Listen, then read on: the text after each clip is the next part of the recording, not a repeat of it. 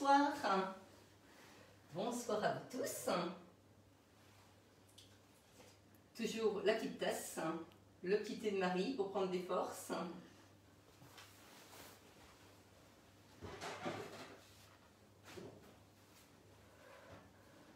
Bon, j'espère que vous allez bien. Vous êtes en week-end, ça c'est formidable. Bon, j'espère que vous allez avoir du soleil là où vous êtes pour profiter. Eh bien, ce soir, on va vous faire une petite recette pour Pâques. Et vous avez choisi le pâté de Pâques. Il y avait le gâteau, mais le pâté de Pâques a remporté. Puis alors, merci pour vos votes parce que là, vous avez été nombreux à voter. Et merci aussi pour tous les messages que vous avez laissés sur le groupe cette semaine. Pour mes 12 ans d'ancienneté chez Vorwerk, là, vous avez fait fort. Hein. Donc, merci à vous tous. Ça m'a fait chaud au cœur. Donc, alors, Paul est toujours derrière le téléphone. Bonsoir ma chérie. Présent. Tu peux peut-être dire bonsoir à tout le monde parce que nous, bonsoir à tout le monde. Oui, nous sommes déjà vus. Donc voilà, alors, pour ce soir, alors, tu vas pouvoir montrer le tableau. Encore le magnifique tableau. Alors, il nous faut une pâte à tarte. Alors, on va faire une pâte brisée. Mais pour cette recette, vous pouvez faire une pâte feuilletée. Ça fonctionne aussi. Mais c'est vrai que la pâte feuilletée, on l'a fait de nombreuses fois pendant les lives, donc on va changer un petit peu. J'ai augmenté un petit peu la quantité de farine et de beurre par rapport à la recette initiale de cookie dough. Mais ça dépend après du moule que vous utilisez.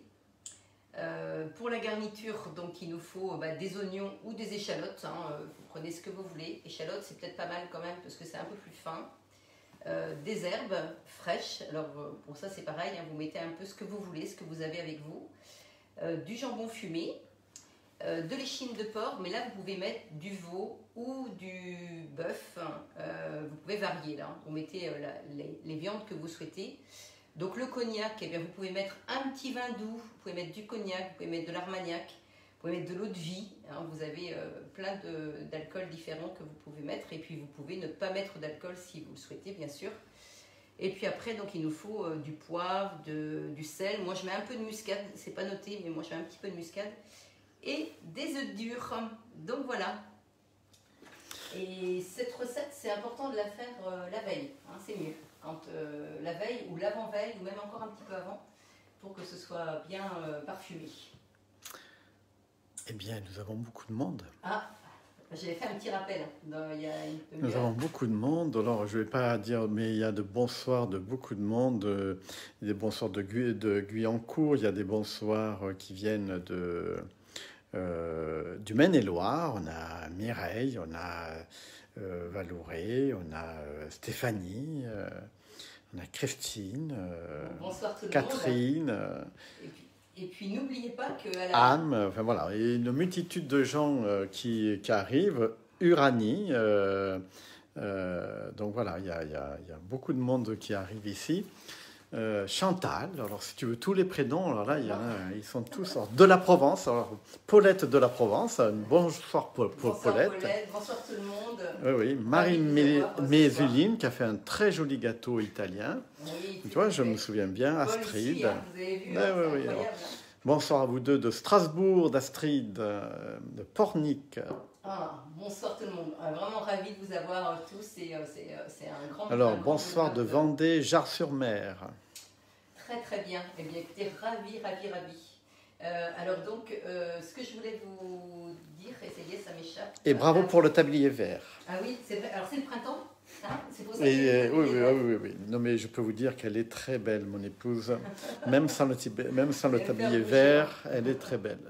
Alors, juste une autre chose, oui, alors le petit concours, là, Tour du Monde, merci, il y a eu 9 participants, donc on va avoir le résultat à la fin du live, et franchement, un grand bravo, parce que toutes les recettes sont magnifiques, et vous avez vraiment fait ça avec beaucoup de... Enfin, c'est vraiment super, magnifique. Alors, tout à l'heure, on en reparlera. Alors, on y va, Paul? On y va? Bien, on y va. Donc, alors, moi, je veux bien, mais alors, tu veux que l'on commence par quoi? Ici, on va aller directement sur l'écran du Thermomix. D'accord. Parce qu'on va commencer par faire la pâte brisée. Ah, d'accord, on va faire la pâte brisée. Alors, attends, explique-nous un petit peu. Alors là, on va donc sur les 3 petits traits horizontaux, parce que je l'ai encore mis dans ma semaine à partir de Cookie Dough. Hein. À partir de Cookie Dough, il faut savoir que vous pouvez mettre dans des listes vos recettes dans votre semaine. Et là, j'ai décidé de la mettre dans ma journée d'aujourd'hui. Et donc, j'ai le pâté de Pâques qui est juste ici. Alors, pour cette recette, donc on ne va pas vous reparler des ingrédients, mais je vous montre juste que les ingrédients sont bien notés ici avec le déroulé de la recette, les petits conseils et astuces, la valeur nutritionnelle de la recette. Donc voilà. Et chose importante, oui, ils disent que c'est pour 8 personnes, mais franchement, je dirais bien que c'est pour 10-12 personnes. Tout dépend à quel moment vous mangez ça, mais oui, moi je dirais bien 10-12 personnes. Je te confirme. Oui, en entrée, si vous avez autre chose derrière, ça va quand même être... Alors là, 150 g de farine. Donc là, je vais enlever mon couvercle. Bien sûr, je ne suis plus à 0, donc j'appuie bien sur tard. Et là, je vais mettre la farine. Alors, tu sais que tu as beaucoup de compliments pour ton tablier vert. Hein, beaucoup. Mais non, mais il faut changer, hein. Ça fait du bien. Puis ça fait du bien de la couleur. On a besoin de couleur. Ça, c'est vrai, ça. Alors, là, tu mets de la farine. Bon, il y a 212, c'est pas grave. Il y aura un peu plus de farine. Donc, j'ai augmenté. Hein. De 150, je suis passée à 212. Mais normalement, c'est 200, c'est bien. Et en fait, il faut mettre moitié moins de beurre. Donc là, je vais mettre donc le beurre. Donc là, je vais mettre ce que j'ai préparé. Donc 100 grammes. Bon, vous voyez, normalement, c'est 200 grammes de farine et 100 grammes de beurre. Même s'il y a un petit peu moins, c'est pas trop grave. Un petit peu de sel. D'accord. Le sel, il est ici. Alors, cette fois-ci, c'est du sel parce que chaque fois, je te pose la question. Oui.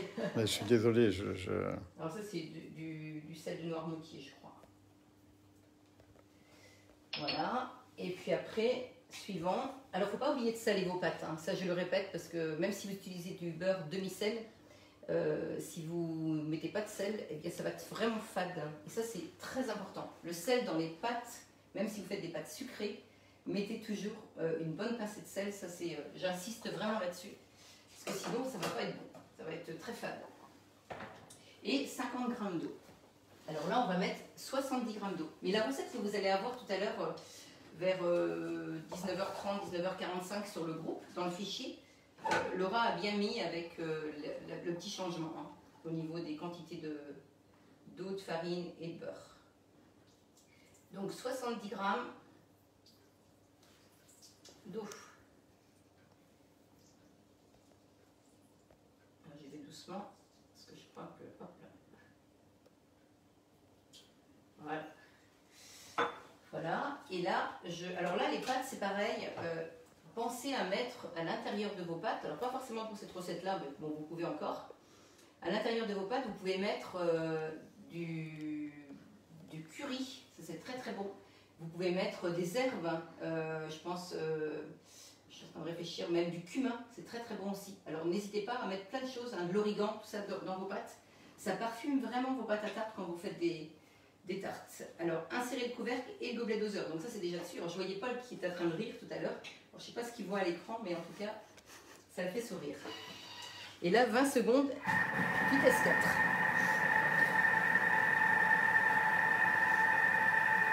D'accord. Bon, donc là, ça marche. Oui.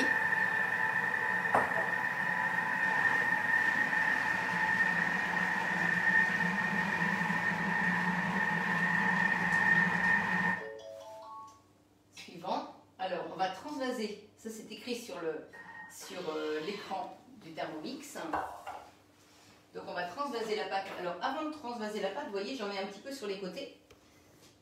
Alors, ce que l'on fait, c'est qu'on ramène bien toujours votre spatule du haut vers le bas. C'est beaucoup plus pratique.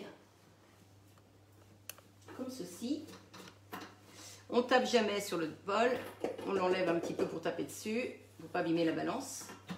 Et là, je vais revenir. Hop. Je vais revenir en arrière. Et là, je vais refaire vitesse 4. Mais en fait, je vais l'arrêter. Attends, oui. Alors dis-moi, parce que là, je ne sais pas. Alors dis-moi, qu'est-ce qu'il faut que je fasse alors? Non, mais c'est pas grave. Mais en fait, je suis revenue en arrière. Donc j'avais encore 20 secondes. Donc je l'ai mis en fonctionnement. Mais vous l'arrêtez quand vous voulez en appuyant sur le bouton gris. Il ne faut pas avoir peur de l'arrêter. L'arrêt d'urgence. Donc voilà, Parce que c'est vrai que des fois, on peut... Et c'est aussi le bouton qui permet d'arrêter complètement l'appareil. Donc ma pâte brisée, elle est faite. Et là, j'ai l'impression de me répéter dans mes lives, mais bon, tout le monde ne les regarde pas tous, alors c'est important de vous le dire. En fait, là, il reste de la pâte sur les couteaux. Donc là, je pense que tout le monde va le dire. Qu'est-ce que j'utilise? J'utilise la fonction... Je pense qu'ils vont tous le mettre, la fonction... La fonction, est-ce qu'il y en a qui le disent? La fonction, moi j'appelle ça la fonction tourbillon. Donc la fonction turbo. Ouais, ben j'étais pas loin, tourbillon, turbo. Et donc là, ça enlève bien la pâte du bol. Voilà. Là, je vais mettre... Alors, j'aurais pu le mettre en mode nettoyage, en mode pétrin, mais j'ai pas envie Ben ça de y le est, faire. là ils ont tous trouvé, c'est turbo. Il y a toujours un petit décalage, ça c'est drôle. Oui, alors là, si vous le faites à la maison, vous le mettez directement en mode nettoyage. Comme ça, au moins, ça ne va pas coller à votre bol. Ça, c'est vraiment important. Donc, 1 litre d'eau dans le bol, une goutte de liquide vaisselle et en nettoyage pétrin pour le TM6. Mais moi, je vais juste mettre de l'eau dedans pour que ce soit un peu silencieux pendant... Mais est-ce qu'on a besoin de mettre une goutte de lessive? Est-ce que pas forcément, ça dépend si tu enchaînes sur une recette ou pas. D'accord. Si tu enchaînes sur Parce une recette... qu'on peut nettoyer uniquement qu'avec de l'eau. Oui, aussi. Ça dépend si c'est gras ou pas. Donc voilà, alors ça, là, ma pâte, donc elle est faite. Vous voyez, elle est vraiment magnifique. Alors les pâtes brisées, hein, elles sont, toutes les pâtes de toute façon, elles sont magnifiques. Donc je la mets au réfrigérateur. Juste le temps. Alors, hop, là.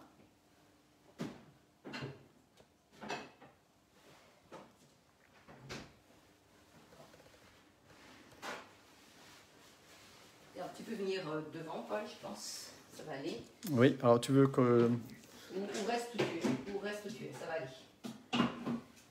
Et alors, hop, là. Alors maintenant... Alors il y a Françoise qui dit quoi que je fasse maintenant, je fais les nettoyages et c'est vraiment super. Ah oui, ça c'est vraiment fantastique. On a également le bonjour de Dalila de Suède.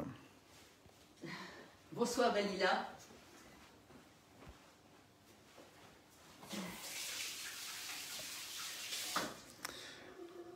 Alors, maintenant. Là, on va continuer la recette. Alors, donc là maintenant, transvaser la pâte sur un plan de travail fariné et on la laisse dans un film alimentaire ou dans une assiette comme j'ai fait, enfin dans un plat.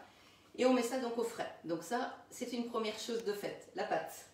Maintenant, on va faire la garniture. Donc ils nous disent de nettoyer le bol. Alors, bien sûr, c'est magique. Hein, Marie a 2 bols, c'est super pratique. Hein, voire 3 bols même. Donc comment tu peux faire pour avoir 3 bols? Bah, et tu peux les... Alors soit tu... Bah, je vais en parler après. Ah, t'as bien. Mais c'est une bonne question, Paul. Et oui, non, mais Mais en fait, entre différents, il y a les TM5, TM6, TM3, ou c'est toujours le même bol. Non, alors le bol du TM5 ne peut pas s'adapter sur le TM6 et inversement. Vous ne pouvez pas avoir un bol... Ah d'accord, on peut pas Tu peux adapter. pas prendre un bol de TM5 pour un TM6. Non. Ah d'accord. C'est comme il fait de la haute température. Ah oui, d'accord, donc c'est pas la même, c'est pas la même matière. Toutes les personnes là, qui en ce moment veulent un deuxième bol, eh bien moi je vous conseille de prendre le frêne avec, parce que vu la différence de prix, enfin, il y a une offre très intéressante avec le frêne qui est juste ici, Paul, tu peux... Alors, moi je conseille, hein, tous mes clients qui veulent un deuxième bol, bah, ils achètent le frêne parce qu'il n'y a vraiment pas beaucoup de différence. Et c'est très intéressant. Alors excuse-moi, je t'ai coupé dans ta recette. Oui, on va en parler après. Alors donc là, 100 g d'oignons que je mets à l'intérieur du bol. Je mets du persil. Alors eux, ils disent 4 brins de persil. Alors bien sûr, moi j'ai mis du romarin. J'ai mis donc beaucoup de persil de notre jardin. On a vraiment de la chance d'avoir du beau persil. Et puis du thym aussi de notre jardin. Hein, parce que plus c'est assaisonné et meilleur ça va être. Et plus c'est relevé. Et là, je mets donc mon couvercle avec mon gobelet. Et là, je mixe 5 secondes, vitesse 5.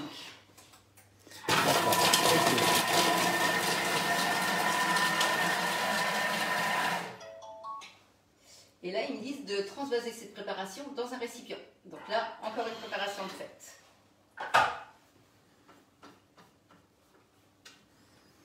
Là, je rabats bien. D'accord. Ok. Et là, tu le mets dans le bol. Voilà, dans le petit récipient. C'est vrai que ça va vite, hein. Les herbes, c'est vraiment formidable.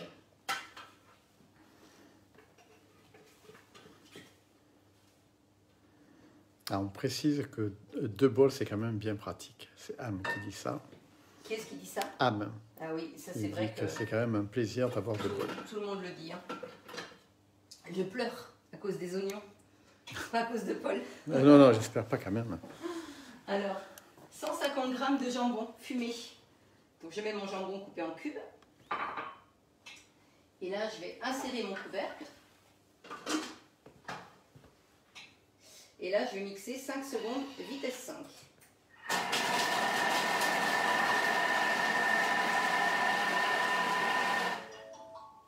Donc là, mais pourquoi tu n'as pas mixé le jambon avec les herbes? Ça aurait pu marcher. Non, ce sera mieux au niveau texture.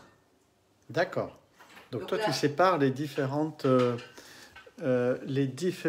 manières de hacher, que ce soit les, les herbes, la viande et la... Tu vas voir, j'ai encore autre chose pour tout à l'heure qui va être très intéressant. En fait, cette recette-là, je trouve qu'elle est vraiment intéressante. Ah, il y a Josiane qui précise, et ça me fait très plaisir. Coucou Paul a toujours des questions surprises. Oui, et tout le monde se rend compte que ça fait stresser Marie. Mais non, mais donc là maintenant. Mais tu sais que j'en ai d'autres qui vont arriver. Hein. Alors. Parce que j'ai des questions à te poser sur cette recette. Donc la petite surprise, c'est qu'en fait, hop là, voilà, c'est qu'en fait la viande, je l'ai mise un petit peu au congélateur. Quand vous mixez de la viande dans votre Thermomix, l'idée c'est de la passer pas longtemps. J'ai mis ça peut-être un quart d'heure avant le départ du live. Et donc là il est 19h, ça fait à peine 3 quarts d'heure que c'est dans le congélateur. Et ça va permettre que les fibres ne vont pas aller autour des couteaux. Alors donc ça, je vous recommande vraiment, quand vous mixez de la viande, de mettre un tout petit peu au congélateur avant et vous verrez que ça se mixe vraiment très bien.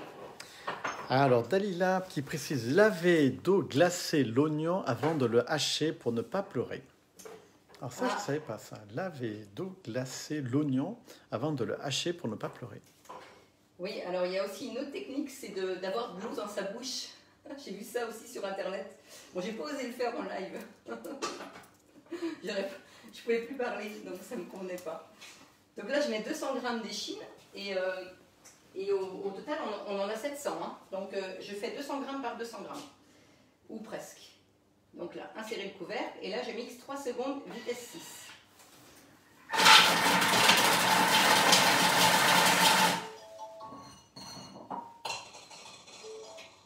Donc là, je vais transvaser dans le récipient. Bon, on montrera tout à l'heure, Paul. On montrera toute la viande. Parce que tu vas hacher donc toute la viande au fur et à mesure. Oui, mais tu vois, je fais 200 g par 200 g ou 250 g par 250 g. D'accord. Pour que ce soit bien haché. Donc là, on renouvelle. Alors ça c'est important. Tiens, Paul, viens me montrer si tu veux. C'est vraiment bien parce que vous voyez, renouveler l'opération avec 250 g d'échine. Bah oui, mais là, j'ai plus de balance.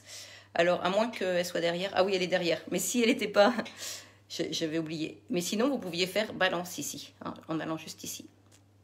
En fait, il faut connaître très bien l'appareil. Bah, c'est pour ça que les lives, c'est bien, je trouve, parce que ça permet de rappeler plein de choses. Alors là, pareil, même question. Donc là, c'était pas bon de mélanger le jambon fumé avec la viande. On aurait pu le faire. Oui, mais bon, pour que la viande soit bien hachée, je trouve que c'est mieux comme ça. D'accord. Après, vous pouvez faire vos expériences. Hein. Franchement, tout se passe bien avec le Thermomix. Hein.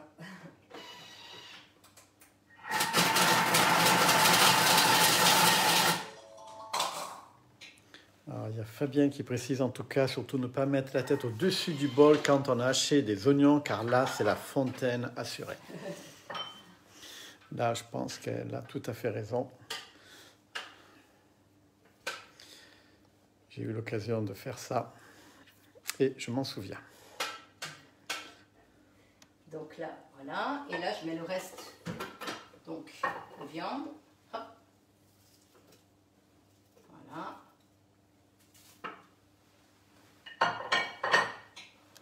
Le mélange. Ah oui, alors, j'ai peut-être pas tout mixé du coup. Ah, j'ai dû passer une étape. Alors, attendez, je reviens. J'ai pas tout mixé. Hop là.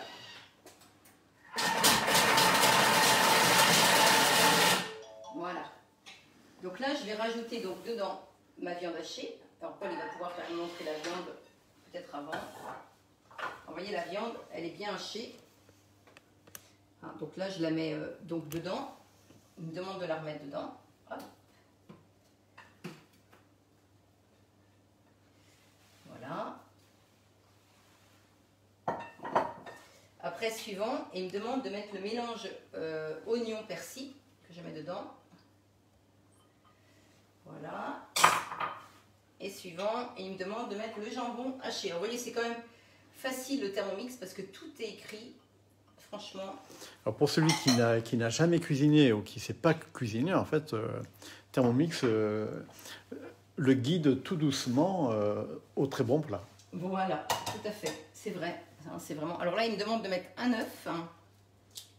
Alors, les bons œufs de chez Edith. Encore merci Edith. Je suis sûre qu'elle nous regarde.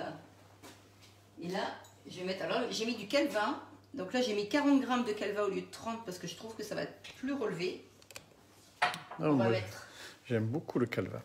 Et on va mettre donc du poivre. Alors Marie, elle a toujours son petit poivrier fétiche. Alors vous voyez, là j'ai mon petit poivre qui est moulu. Hop là, attends 2 secondes. Alors c'est un petit poivrier qui est très sympa d'ailleurs, que j'aime beaucoup.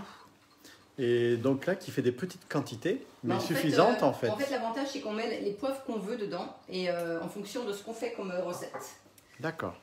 Et là, 15 grammes de sel. Alors là, c'est vraiment important. Alors du coup, le sel... Et le poivrier, on trouve ça...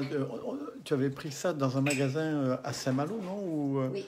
C'est ça, je me souviens de... Donc là, le sel, je vais mettre... Alors, en fait, on a... Ça, c'est un sel poivré ou un sel... Là, c'est un sel aux herbes. Mais j'ai mis 10 grammes de sel et on a goûté avec Paul. Et en fait, ils disent 15 grammes. Mais franchement, c'est pas mal 15 grammes quand même. Parce qu'on trouvait que c'était un tout petit peu juste en sel. Donc, on va peut-être faire entre les deux. Alors, je vais peut-être pas mettre tout à fait 15 grammes, mais on va mettre 12. Ouais, parce qu'il faut savoir que je fais le goûteur de chacun de tes plats.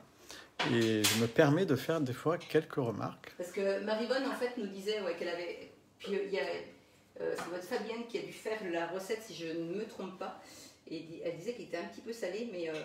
Alors comme moi, c'est du sel aux herbes, ce n'est pas que du sel non plus, attention. Il y a des herbes aussi avec. C'est peut-être ça, la petite différence. Donc, 1 minute, vitesse 3. Je mélange tout, là. Et là, pareil, si vous avez envie de mettre votre spatule dedans, là, il n'y a pas besoin. Mais vous voyez, si j'ai envie de passer ma spatule dedans, elle ne peut pas toucher mes couteaux. Vous voyez, vitesse 3, on peut regarder ce qui se passe. Est-ce que ça nous convient?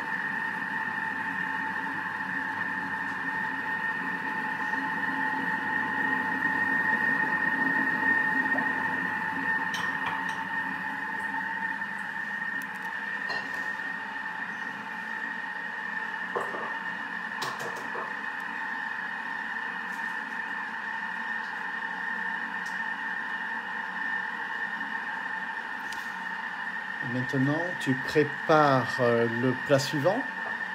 Alors, attends. Tu vas voir.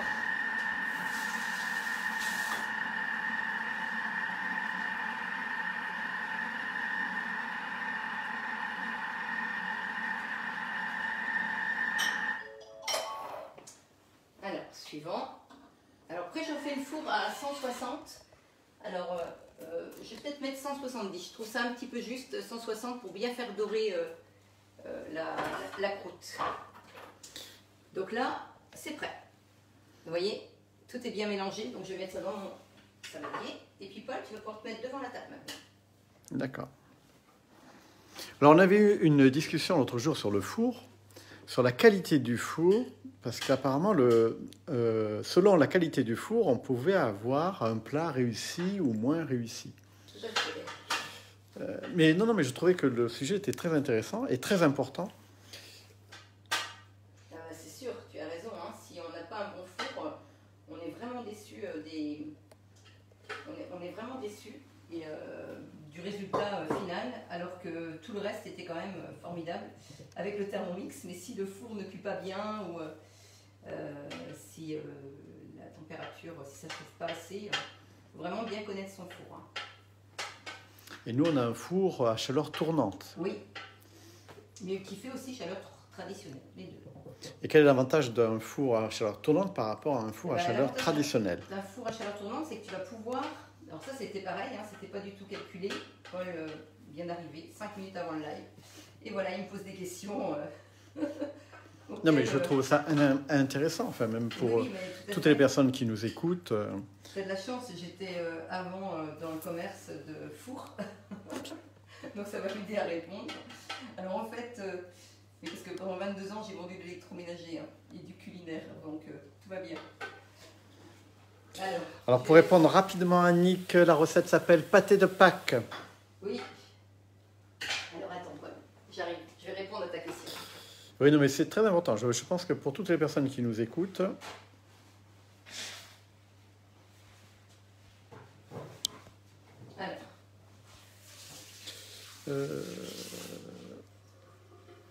Alors attends Marie, j'ai un problème. Ah mince. Viens voir. J'ai tourné, mais je ne sais pas comment remettre. Viens voir. Hop, c'est là. Et voilà.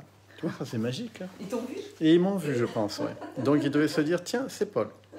Veuillez m'excuser, je me suis trompé dans... En fait, il voulait que vous le voyiez un petit peu. Ouais, voilà. Alors j'ai plein de questions, mais il existe des fours à chaleur tournante et d'autres non. La durée de cuisson est plus longue pour ces derniers. Ça, c'est Catherine qui fait cette remarque. Les lunettes étaient de travers, Paul. Si, mais ils sont plus que de travers, puisque j'ai eu un problème avec mes lunettes hier. Alors, l'avantage d'un four à chaleur tournante, c'est que vous allez pouvoir faire cuire plusieurs choses en même temps dans votre four à chaleur tournante. Alors, vous allez pouvoir faire aussi bien un plat salé que sucré en même temps. Il n'y aura pas de mélange d'odeur ni de goût. C'est pour ça que c'est pas mal la chaleur tournante quand même. Après, quand vous faites tout ce qui est pâtisserie, enfin pas pâtisserie, mais tout ce qui est viennoiserie, ils recommandent plus en four traditionnel. Donc voilà l'explication, Paul. Ça te va? Oui, ma chérie. Alors du coup, j'ai oublié... Fabienne, oh, chouette envoi, Paul. Oui, toutes mes excuses. Il y a une mauvaise manipulation. Non, je vous promets que je ne recommencerai pas. Enfin, j'espère. Je mets un petit peu de muscade que j'ai oublié de mettre. Hein. C'est dommage, il aurait mieux fallu la mettre, mais je vais repétrir un tout petit peu, remélanger. Voilà, alors ça c'est fait. Alors maintenant, on va passer, alors préchauffer le four, c'est fait. Alors maintenant, on va étaler la pâte.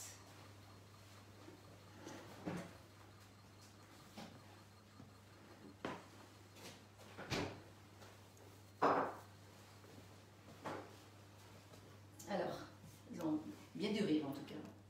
Oui. Alors, j'ai préparé... Alors, je ne sais pas si quelqu'un fait la recette en même temps que nous. Pour l'instant, je n'ai pas vu.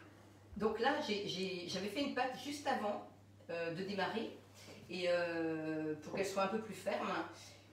Et là, donc le moule, alors moi j'aime bien les moules en tôle, on va dire. Hein, il y a des marques que j'aime bien en tôle pour faire les gâteaux, mais c'est vrai que tout ce qui est terrine, j'aime bien en terre comme ça.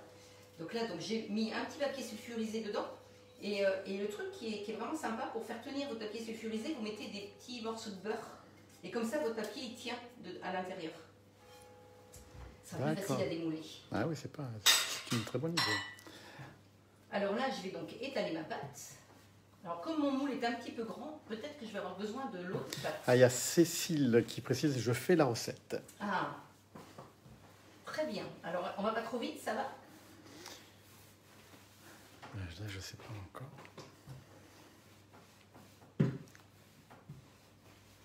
Donc là, j'étale ma pâte brisée.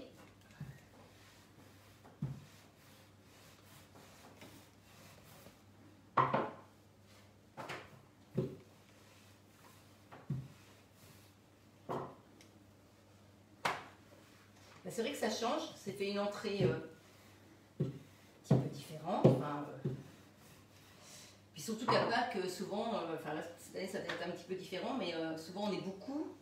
Donc le fait de faire déjà ce pâté que vous allez pouvoir faire un petit peu quelques jours avant, enfin quelques jours, 3 jours, hein, peut-être pas plus quand même, c'est vrai que ça permet déjà d'anticiper et puis ça c'est prêt. Mais on peut le conserver combien de temps?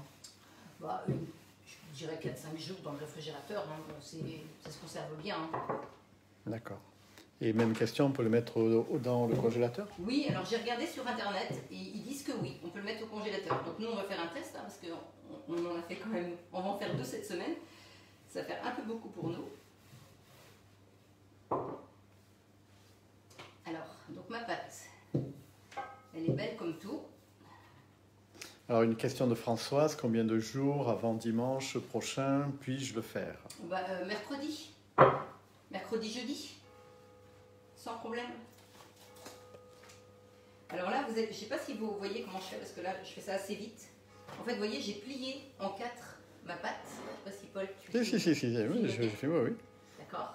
Tu fais des gros-plans, du coup? Tout à fait. Ah, voilà, je comprends mieux. Parce que tu t'approches pas. Je comprends pas. Alors, ça se mange chaud ou froid? Ah, ou les deux? Les deux. Ça peut se manger chaud ou froid. J'ai aussi regardé sur Internet, parce que je ne savais pas. Je savais que j'aurais la question. Je me documente beaucoup hein, sur Internet. Mais moi, je préfère un mieux chaud.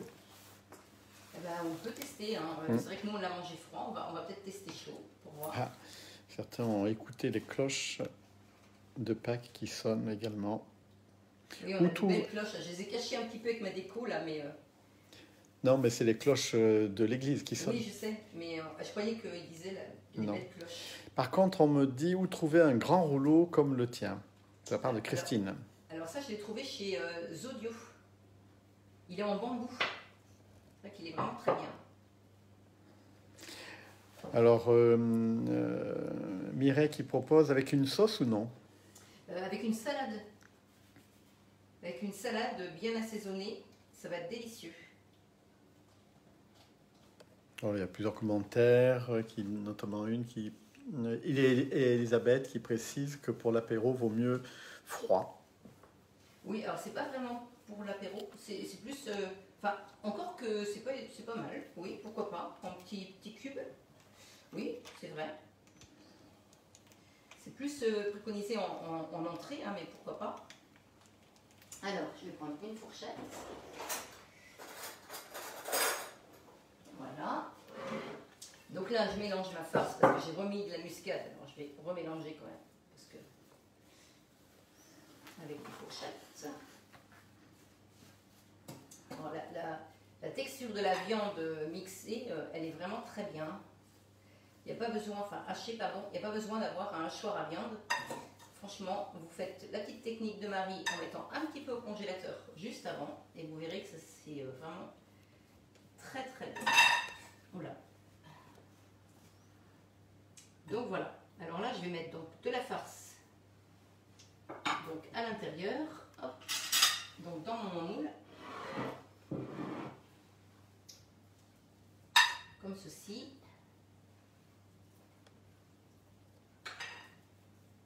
Alors, je mets à peu près un tiers.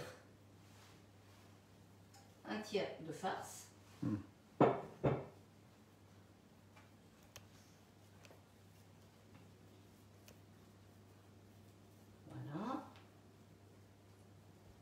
Donc vous tassez bien pour qu'il n'y ait pas d'air.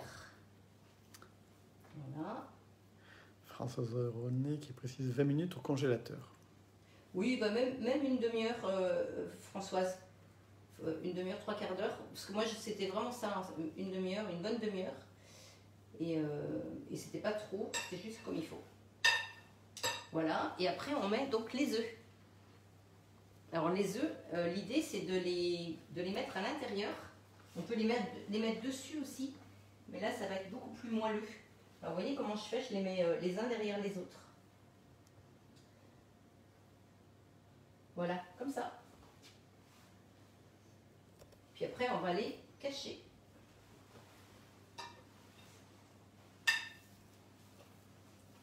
Et là on va cacher les œufs. Alors ces œufs-là, ils sont cuits pendant 3 minutes? Ah non, les œufs durs, Paul, c'est 10 minutes. Alors je les ai fait cuire, Paul, tu as une bonne remarque aussi. Parce qu'en fait, j'ai utilisé le mode cuisson des œufs. Comme on a fait cette semaine quand on a fait les œufs à la coque, et bien là, on a utilisé le mode cuisson des œufs pour les œufs durs. Et c'était 19 minutes. Le temps que l'eau est chaude. Enfin, et puis après la cuisson. Alors. Congeler avec les œufs durs, enfin, ça c'est une question. Oui, bah oui. C'est ce que j'ai vu sur internet, hein, qu'on pouvait le faire. D'accord. Et on ne pique pas la pâte? Par-dessus, après. On va faire une petite cheminée. Mais pas avant. Alors on me demande si c'est des œufs de pirouettes et cacahuètes, on va dire que c'est de leur cousine. Oui, puisqu'on n'a plus pirouettes et cacahuètes. Et oui, il y a des renards qui sont passés par là et qui s'en sont occupés malheureusement, et on le regrette beaucoup. Et il y avait une autre question, tu ne coupes pas le bois? Tu ne coupes pas le bois. Alors peut-être une erreur de frappe. le bord. Le bord, je pense. Non, ouais. alors tout à l'heure. D'accord. Tout à l'heure, on va faire ça. Donc là, hop, on met donc... Vous voyez? Alors, ah oui, une question. On les met où les œufs pour les cuire dans le panier? Alors, non. Alors, pour le TM6 alors si non. c'est le TM5, vous les mettez dans le panier. Ça, c'est la cuisson des œufs que vous retrouvez sur Coquidou. Mais si c'est le TM6, vous avez la fonction. Et je peux montrer, Paul, si tu veux. Alors, pour le TM6, vous mettez directement les œufs dans les couteaux. Parce que là, les couteaux, ils ne vont pas tourner pendant la cuisson. Et donc là, en fait, on prend cette... Voilà, cuisson des œufs. Vous voyez, juste ici. Ah, d'accord, oui. Et là, ici, vous avez... donc, on met 1 litre d'eau avec les œufs. On peut mettre même jusqu'à 8. Hein.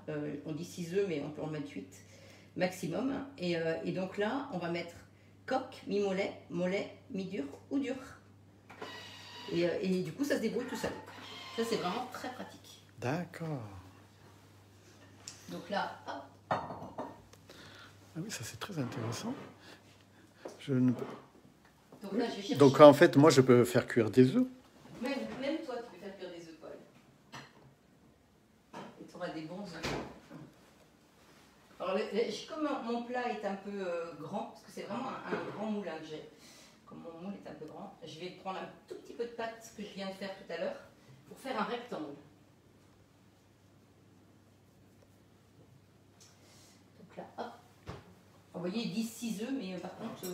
Tout à l'heure, j'ai fait l'erreur, j'ai mis dans le panier, dans le TM6. Ah oui, beaucoup de gens le font, cette erreur, oui. Pourtant, oui, ils disent bien de mettre les œufs dans les couteaux. Il ne faut pas avoir peur, hein. Ils ne tournent pas les couteaux. Il ne faut pas se tromper de fonction. Ah super, merci. Je n'osais pas me lancer dans les œufs comme ça, maintenant je le ferai. Ah oui. Et Marie-Claude qui précise de l'eau froide ou chaude? De l'eau froide, et ils disent même des œufs froids du réfrigérateur. Alors, c'est vrai que moi j'ai toujours été surprise par cette remarque, parce qu'en fait, les œufs, quand vous les achetez dans le commerce, ils ne sont pas au réfrigérateur, ils sont à température ambiante.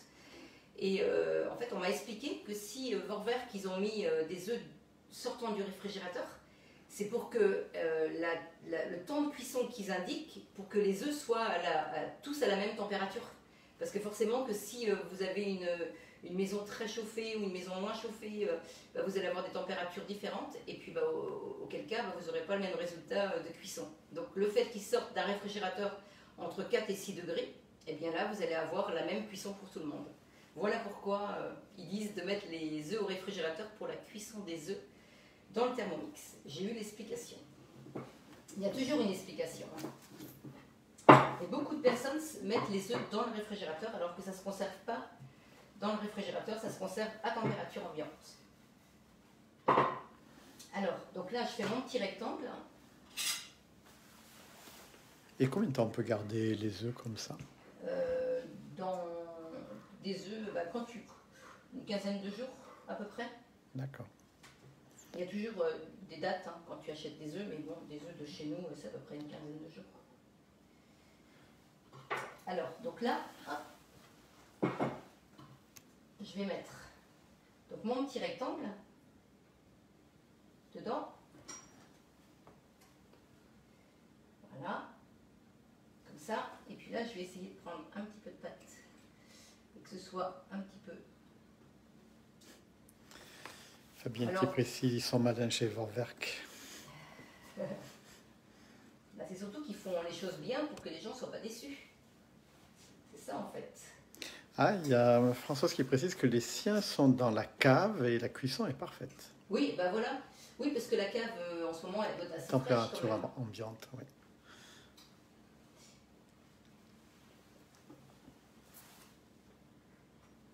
Voilà, donc ça. Je sais pas si les personnes voient bien, Paul. Oui, t'inquiète.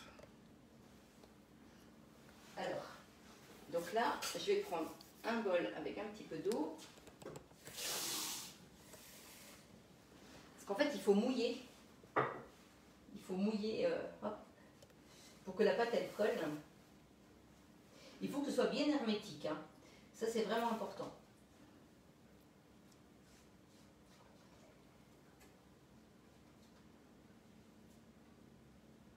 Tu veux dire hermétique, donc... Ça veut dire qu'il ne faut pas que la pâte, elle s'ouvre. Hein. Il ne faut pas être... si on alors pourquoi il y a le bord de gauche qui est ouvert? Alors attends, parce que là, justement, je vais fermer, Paul. D'accord. Tu vois, j'ai mis de l'eau pour justement fermer. Ah oui, donc là, voilà, là tu fermes vraiment. Là. Oui. Alors, il y a plusieurs possibilités. Hein. Soit vous faites dépasser vraiment votre pâte et après vous la refermez, puis vous allez avoir quelque chose qui va être très bien... vous n'allez pas avoir ce petit pli sur le dessus, ce qui peut aussi être très joli. Mais bon, moi je l'ai fait comme ça, mais c'est vrai que c'est peut-être pas le mieux. La capacité du moule. Apparemment, c'est une grande taille. Un 26 cm, ça. Donc là, je colmate bien. J'appuie bien.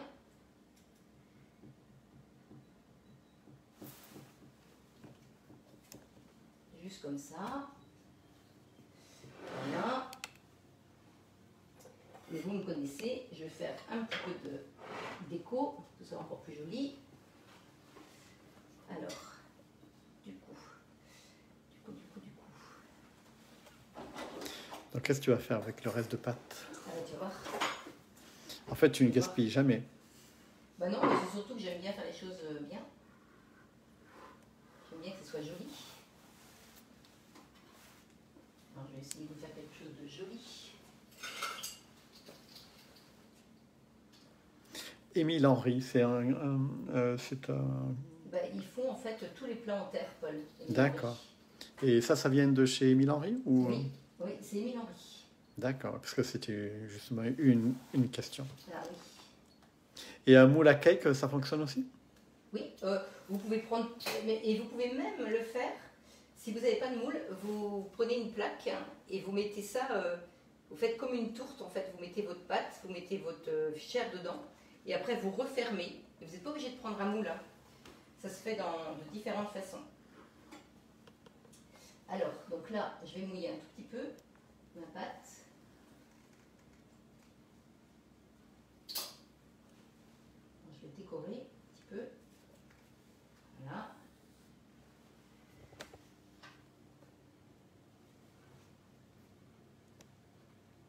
On appuie bien pour que la pâte soit bien soudée. J'ai un découpe-pâte, mais qui est pas mal parce qu'il est dentelé et du coup, c'est assez joli. Vous allez me dire qu'il en faut des choses dans la cuisine. Ben oui. Et puis je vais vous montrer pour faire encore des choses encore plus jolies tout à l'heure. Mais ça fait longtemps que tu fais de la cuisine. Oui, et puis j'aime ça. Donc quand tu aimes... Alors, heureusement qu'on a une grande cuisine. Oui, c'est vrai. Donc là, hop, voilà. Et puis là, alors après, voilà, vous avez différentes façons de le fermer. Vous verrez, hein. Hop, là. Et là, voilà, comme ça. Voilà. Là, c'est un peu plus joli pour fermer justement les petits... Allez, je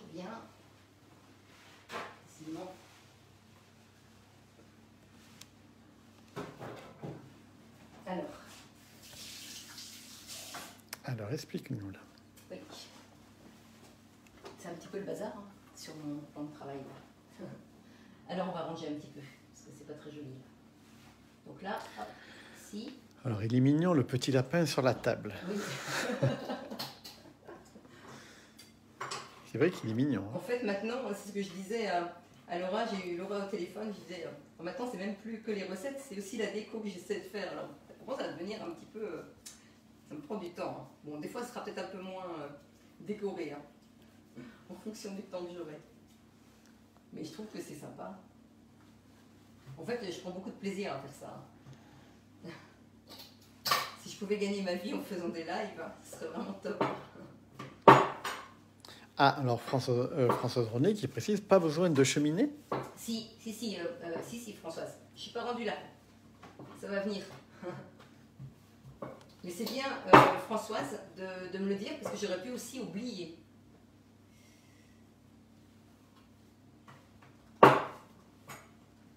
Alors, donc j'étale la pâte. Et je voudrais vous montrer quelque chose pour faire encore de la déco.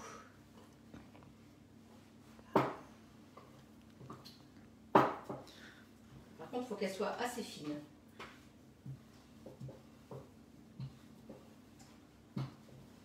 Voilà. Et là, on va découper des petits ronds. Vous voyez, j'ai pris un petit verre.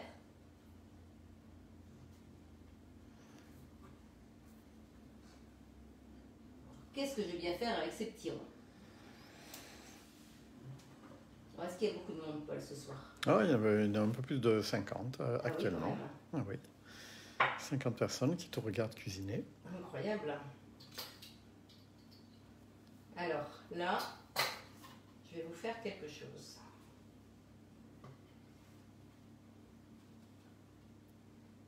Un petit rond. Hop.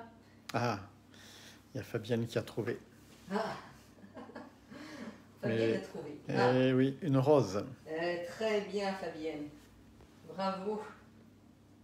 Il y en a qui sont doués. Hein. Ah, il y a Linda qui dit coucou Marie, tu pourrais être une youtubeuse. Quel talent en tout cas. Et je le précise, c'est vrai. J'ai une épouse qui a du talent. Oh là là, que de compliments. Arrêtez, arrêtez. Profite-en ma chérie. Oui. Ça ne peut-être pas. Oh, il faut... Non. J'espère que ça va durer le plus longtemps possible. Donc voilà, et quand vous avez collé en fait tout, vous avez vu comment j'ai fait, hein, j'ai collé en fait tous mes petits ronds, et du coup vous les roulez, comme ça. Vous les roulez, vous faites en sorte que ça ne se décolle pas. Voilà, juste comme ça. Et puis là, qu'est-ce que je vais faire? Je vais couper en deux, comme ça. Et du coup ça vous fait une jolie petite rose, vous avez vu? Attends. Comment c'est joli. Oh, c'est très joli. Hein. Et tu pouvez... peux l'ouvrir, voilà, l'éclore légèrement. On va ouvrir un petit peu les pétales. Oui, voilà. Ah, ça fait une très belle rose. Vous voyez, puis là, on va mettre ça dessus. C'est la première rose du printemps. Oui. Combien de pétales? Je ne sais pas combien de pétales. J'ai même pas fait attention combien j'ai mis de petits ronds. Oh, tu as mis une dizaine facile? Oh, peut-être pas. Tu crois? Oh, si, je pense. Voilà, et vous écartez un petit peu. Voilà, et puis on met deux petites roses. Voilà. Et après, du coup, je vais donc mettre de l'œuf. Enfin, attendez, je vais ranger un peu mon bazar. Hop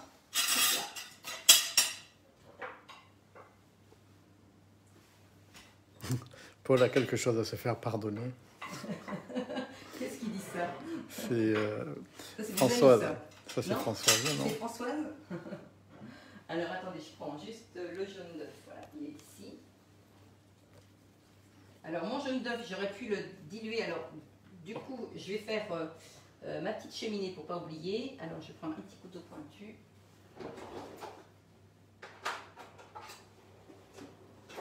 Voilà, alors je fais une petite cheminée, ça c'est super important pour que la vapeur elle s'échappe.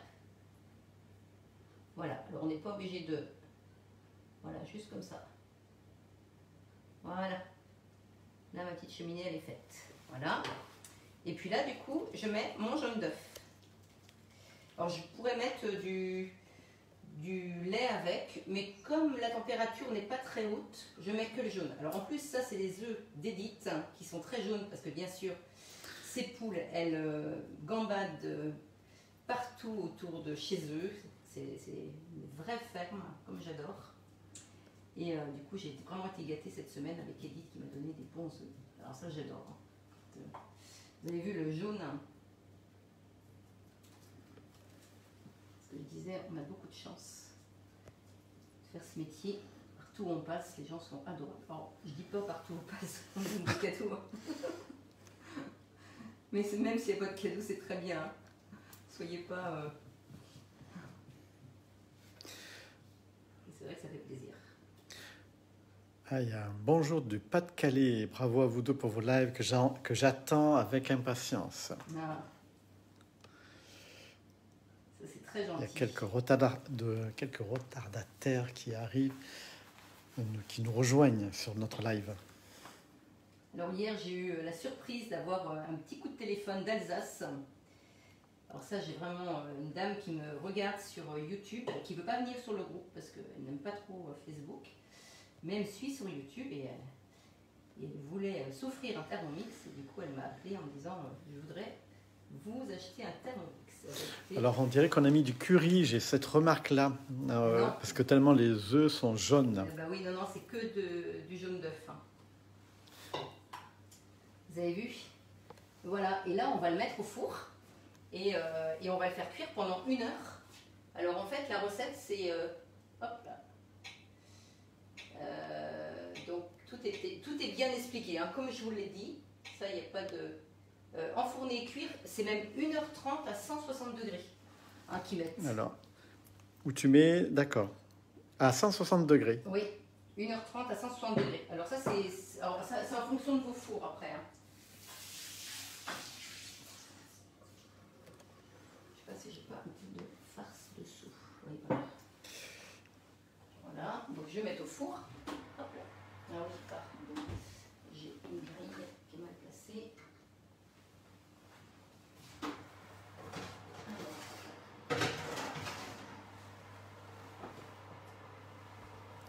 Voilà, des bonsoirs de Strasbourg de la part de d'Anne-Catherine. Alors moi je vais mettre 1h15 à 170. Ah voilà, ça c'était une des questions de Fabienne, c'est une longue cuisson?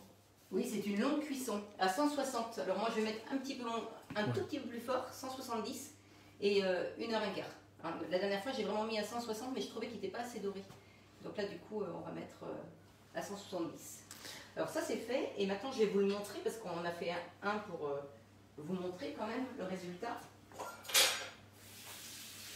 Alors, est-ce qu'il y a des questions, Paul? Écoute, pour l'instant, non. Il y a beaucoup de félicitations, des gens qui arrivent. Je me pose la question sur le démoulage. Eh bien, justement, avec le papier sulfurisé, ça se démoule très très bien. Il y a beaucoup de personnes qui arrivent encore. J'aurais peut-être dû attendre pour le mettre au four. Oui, je vais faire ça du coup. On va le mettre après. On va le mettre après au four pour les gens qui arrivent, pour qu'ils puissent le voir. On va attendre. Ah oui, encore que j'ai démarré. Non, c'est pas grave, tant pis. Tant pis. Ils le verront en live. D'accord. Enfin, en replay. Non, mais là, on va montrer celui que l'on a goûté ce midi. Voilà, tout à fait.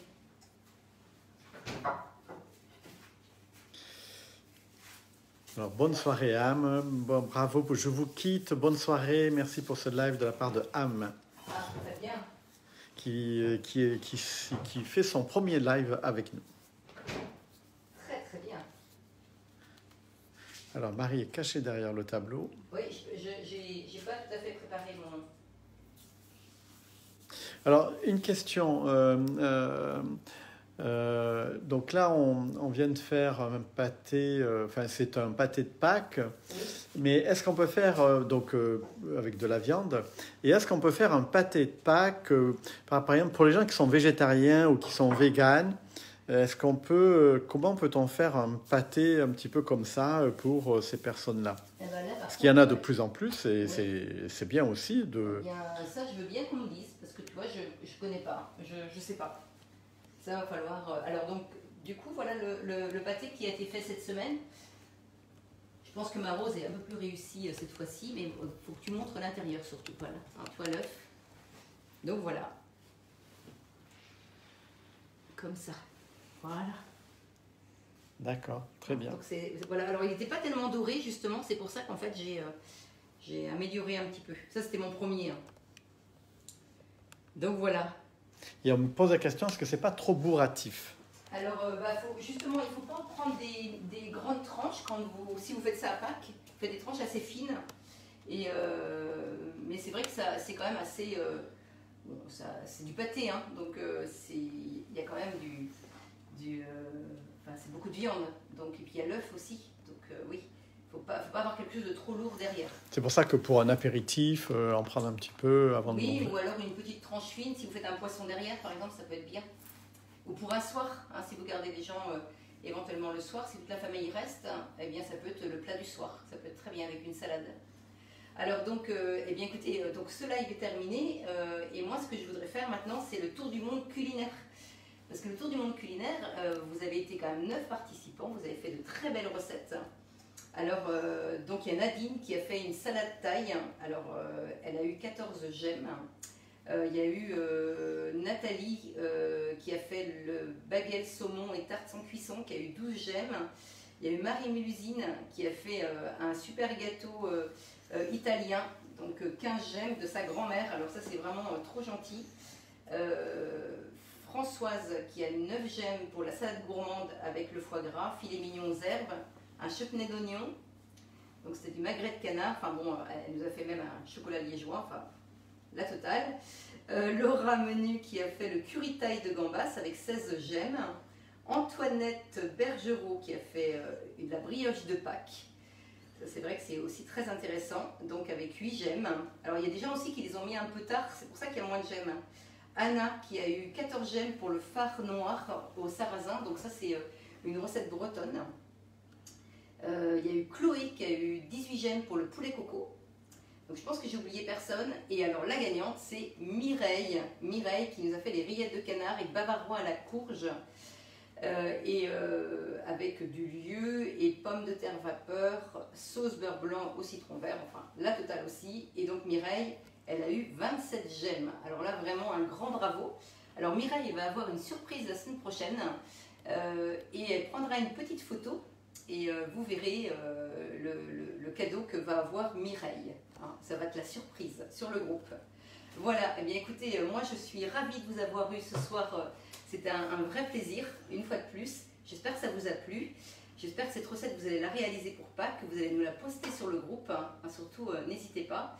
Et puis, si vous êtes intéressé pour acheter un Thermomix, que vous soyez auprès de la maison ou loin, il n'y a aucun problème. Maintenant, je suis ouverte sur toute la France sans aucun souci. Voilà, et bien passez un agréable week-end, profitez bien. Et puis, à la semaine prochaine, vendredi prochain. Allez, bye bye tout le monde et merci à Paul et à Laura. Je t'en prie.